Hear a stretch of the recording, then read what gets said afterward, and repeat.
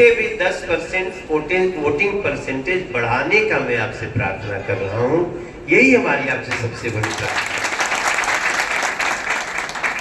क्योंकि होता क्या है कि गर्मी का दिन है, बच्चों की छुट्टियां होती हैं, कुछ लोग छुट्टी मनाने चले जाते हैं।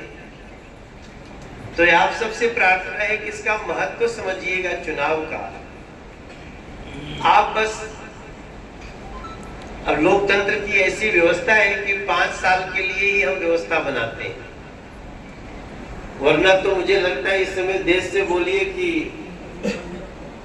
कोई ऐसी व्यवस्था बना दो कि मोदी जी जब तक रहे चलाते रहे तो।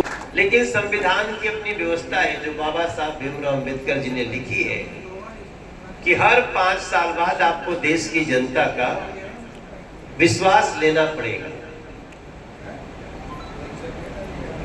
अब पिछले 10 साल से मोदी जी देश के प्रधानमंत्री हैं और मोदी जी का स्विच मैं हूं। स्विच समझते हैं ना, कि पंखा चल रहा है, ये पंखा लकड़ी से घुमाने तो चलेगा नहीं, स्विच किधर है इसका, उधर है। तो स्विच दबाएंगे तभी ना पंखा चलेगा भैया। वो स्विच मैं हूं। मेरे को जिताएंगे तो नरेंद्र मोदी जी रूपी जो पंखा है वो चलेगा। क्योंकि नरेंद्र मोदी जी डायरेक्ट चुनाव यहां से, उनका नाम तो प्रत्याशी पे नहीं है, लेकिन प्रत्याशी असली में वही है। क्योंकि ये प्रधानमंत्री का चुनाव, मनोज तिवारी का चुनाव नहीं है। कौन बनेगा देश का प्रधानमंत्री, जिसको वो कहते हैं प्रधान सेवक, वो प्रधानमंत्री कहते भी नहीं। और खटीक समाज से तो मेरा बड़ा पुराना रिश्ता है।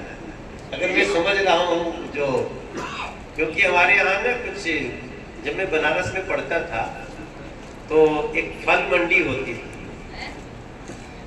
तो वो जो है सब इसी समाज के लोग चलाते थे और वो लोग मेरा एक प्रोग्राम कराते थे और वो प्रोग्राम होता था माता का एक जागरण होता था। तो मैं 18 साल उसमें गाया।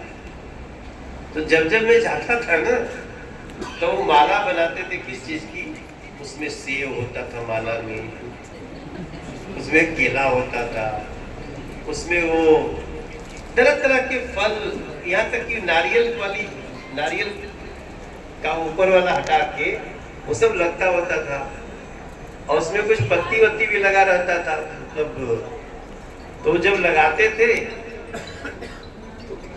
एक मेरे मित्र है, उनका नाम पुनीत सोनकर है, वहां कैसे लिखते हैं वो।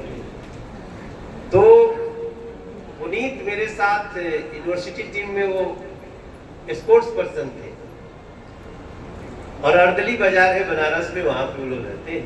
तो बहुत बड़ा घराना था, तो वहां पे वो लोग सोनकर लिखते हैं अपने नाम में। और जब भी मुझे बनारस में कहीं मान लो थोड़ा बड़ा ऊंचा नीचा हो गया तो पूरा 15-20 मोटरसाइकिल से 3-3 आदमी बैठ के आते थे। तो मैं पहली बार जाना कि अच्छा ये खटीक समाज है। और वो सच में देशभक्ति के लिए, तो ये समाज का वहीं से मैं देखा था कि समाज देशभक्ति का तो ऐसा जज्बा है कि पूछिए नहीं।